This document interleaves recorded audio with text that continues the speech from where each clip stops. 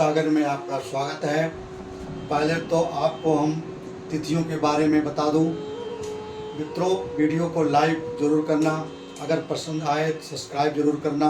आप लोग लाइक नहीं करते, सब्सक्राइब भी नहीं करते, जो कि हम लोगों का एक मनोबल बढ़ता है। तो मित्रों, तिथि आज है, आज तारीख है 13 अक्टूबर 2023। तिथि है चतुर्दशी।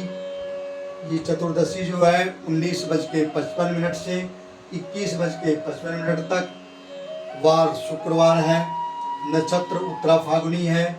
उत्तरा फाल्गुनी नक्षत्र 11:36 से शुरू हो रहा है और 14:02 तक खत्म हो जाएगा।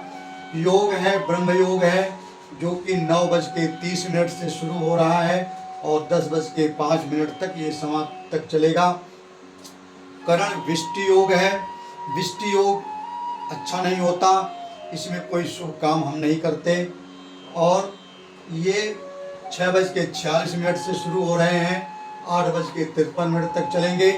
चंद्र कन्या में अभी है और चंद्रा 18:17 से 29:20 तक ये कन्या में रहेंगे। भद्रा 8:53 तक आज है। मंगल स्वाति नक्षत्र में 15:50। तो इस प्रकार से हम आज आपको पंचांग के बारे में बताए हैं। चलिए अब हम कुंडली के बारे में चलते हैं।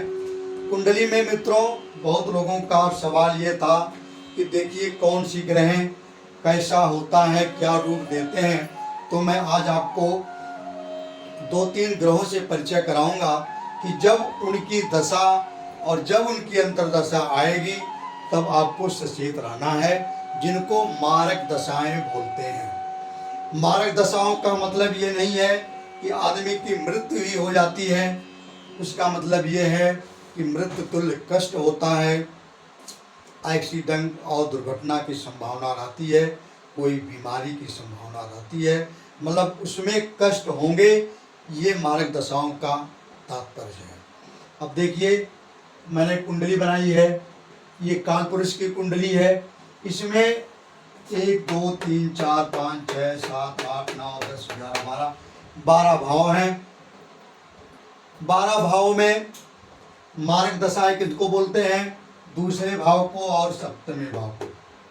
दूसरा भाव और सप्तम भाव जो होता है, इनकी दशा जब आती है, या महादशा आती है या अंतर्दशा आती है, तो निश्चित है उस व्यक्ति को कुछ न कुछ कष्ट अवश्य होते हैं। इनको हम मारक ग्रह बोलते हैं। मारक ग्रह के नाम से ही लोग भयभीत हो जाते हैं मित्रों। लेकिन मैं तो 50 कुंडलियों का निरीक्षण रोज करता हूँ, लेकिन अपने अनुभव से बता रहा हूँ कि मारक दशाएं यदि उम्र नहीं आई है, अवस्था वो वृद्धापन नहीं आया है, तो मारक दशाएं मारती नहीं है। ये इस दशाओं में बहुत डरने की जरूरत नहीं है। थोड़ा कष्ट होता है, सावधान रहने की आपको ज़रूरत है। चोट, दुर्घटना और बीमारी, इस प्रकार से कोई न कोई आपको प्रकोप रहेगा। अच्छा, अब मैं बता दूं प्रत्येक लगन के लिए कौन सी दशा मारक दशा होगी। ये सबसे मेन पॉइंट है, इनको आप नोट भी कर लेना। जिनकी लगन जो है वो अपने दशाओं के बारे में सावधान हो जाएंगे।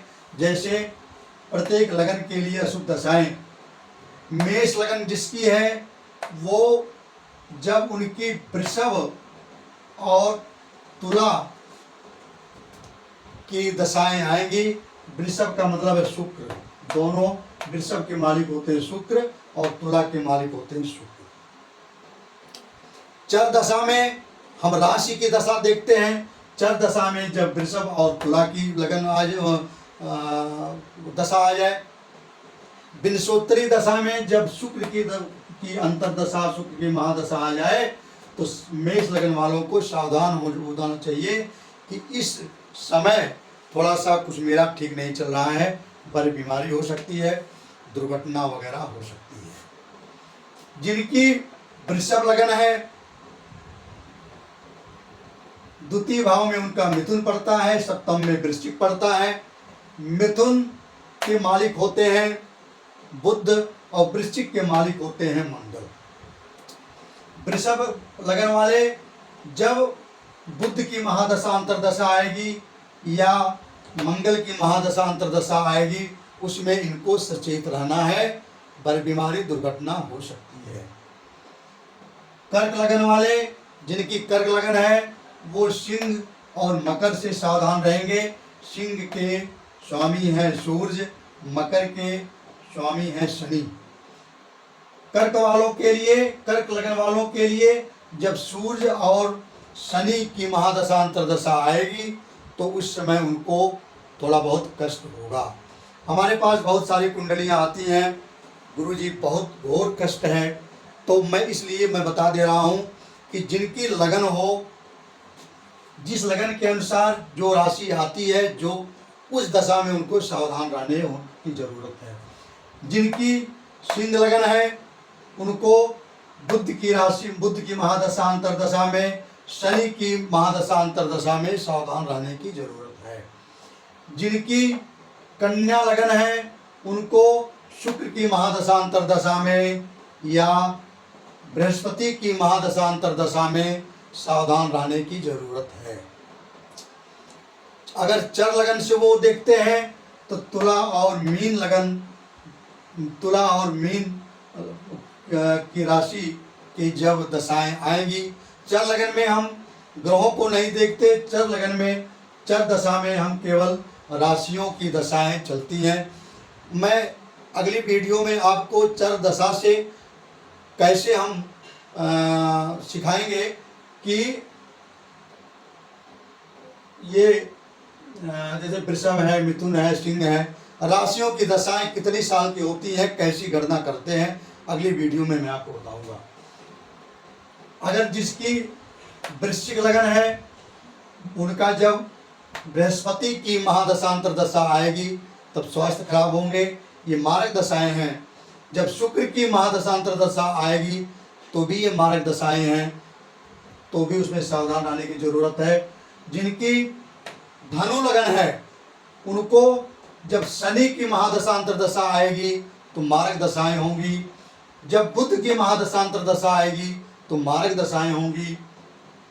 जिनकी मकर लगन है उनका जब शनि का अंतर्दशा महादशा आएगी तो भी वो मारक होती है, जबकि मकर लगन भी शनि का ही है।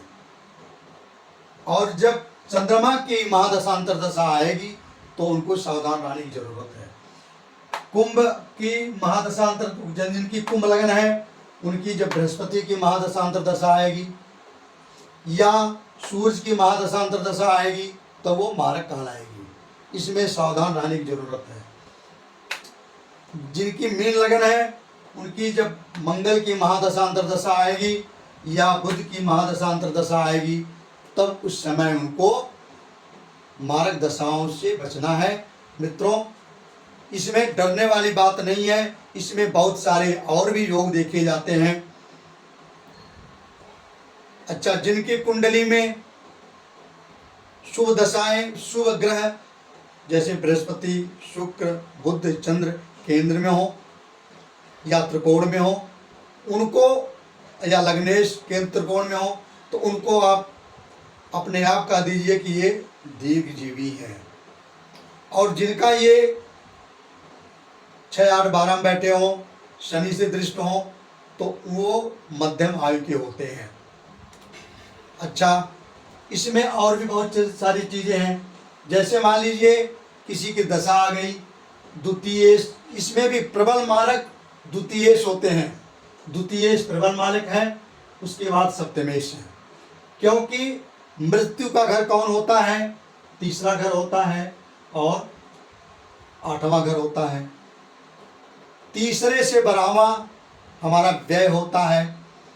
प्रत्येक ग्रहों, प्रत्येक भाव का 12वां घर जो होता है उसके पहले जो होता है वही व्यय होता है।